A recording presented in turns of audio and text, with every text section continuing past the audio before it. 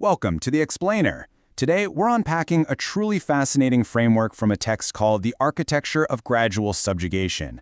We're going to dive into a pretty provocative concept here. The core idea is that societal control, it isn't usually established through overt force or some dramatic cinematic takeover. Nope, it happens through a creeping, almost invisible normalization.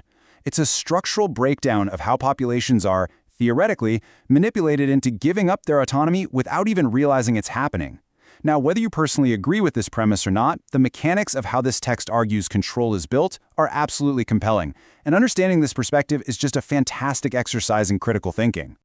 Okay, so let's jump right into this thought experiment. I want to ask you a very simple but kind of unsettling question. Who is really making your decisions? Seriously, think about your daily choices for a second. The stuff you buy, the rules you follow, the boundaries of what you consider completely normal in society. Are those boundaries things you actively sat down and agreed to?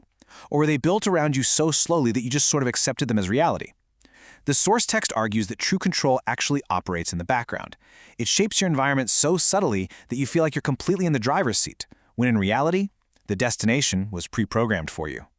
That brings us to Section 1, the creep of control, and how boundaries slowly shift.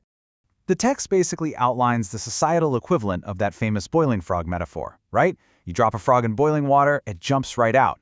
But if you slowly turn up the heat, it doesn't notice until it's way too late. So let's walk through exactly how this boiling timeline happens to a population.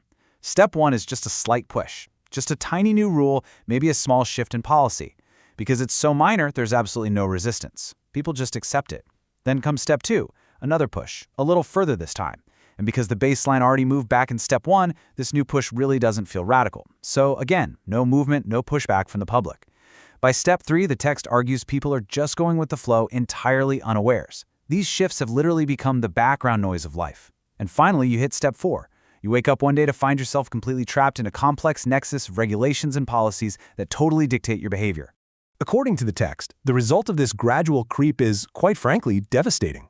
By the time a citizen actually recognizes that they have been, as the author puts it, hoodwinked and manipulated, the cage is already locked. The ultimate emotional and practical state of the individual is left as totally helpless and hopeless. They experience a total loss of control over their own decision-making processes. The dark genius of this strategy, the text argues, is that because the individual never fought back at Step 1 or Step 2, well, by the time they realize what's actually happening at Step 4, the systemic web is simply too thick to break through. Let's move to Section 2, attacking critical thinking. This is the psychological pivot. So how exactly do you keep people from noticing those initial little pushes? Well, you move the battlefield from the physical world right into the mind. Historically, people in power who wanted to exert control did so directly. They showed their physical force. But the text argues that modern control relies on an indirect attack. Instead of showing brute force, the powers that be attack the critical thinking of the common person.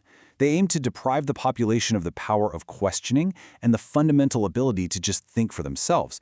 Because if you don't question the small pushes, you never even realize you're being moved. And here is the crucial point: how this attack on the mind translates into actual structural control. When you successfully strip away a population's ability to critically analyze their environment, you create what the text defines as systemic dependence.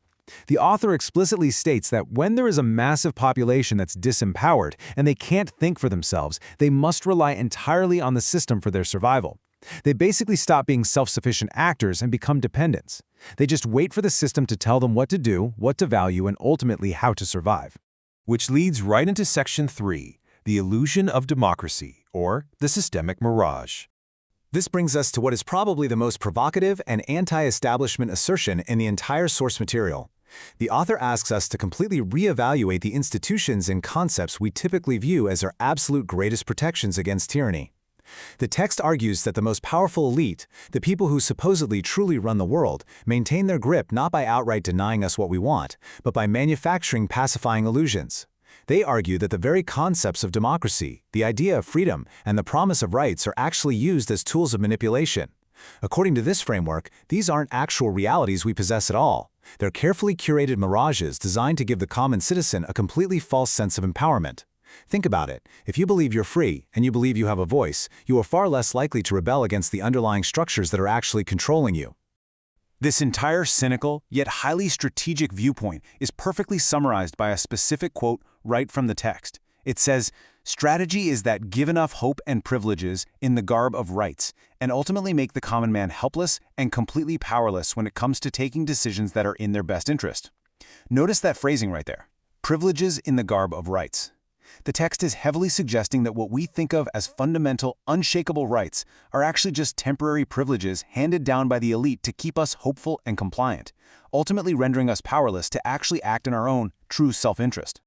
That brings us to our final section. Section 4, the ultimate goal. This is the end game of the elite.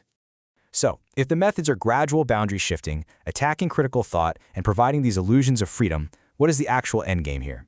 Well, it all comes down to one word: dependence. The source text makes a very stark, uncompromising assertion here. It states that dependency isn't just some byproduct of a flawed system, it is the fundamental, intentional design of the system itself. The quote is, "Every system is created in such a way that the other person is dependent and always need to be." The goal isn't just temporary control, it's the creation of an environment where independence is structurally impossible. You are designed to always need the system. But why? What drives the people supposedly pulling all these strings? The author maps out a really fascinating psychological timeline for the ultra-wealthy elite. In Phase 1, the goal is pretty simple: the accumulation of limitless money and wealth. Then, moving to Phase 2, they reach a point where material constraints completely vanish. They attain the ability to buy or spend on literally anything in life.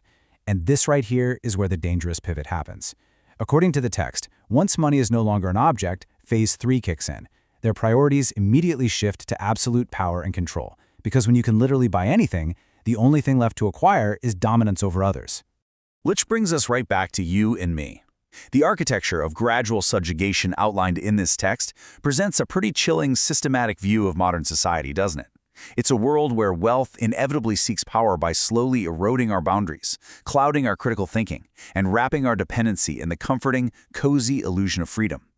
As we wrap up this explainer, I want to leave you with a final thought to really reflect on today.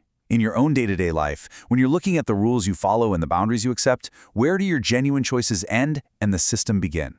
Thanks so much for joining me today. Keep questioning and keep learning.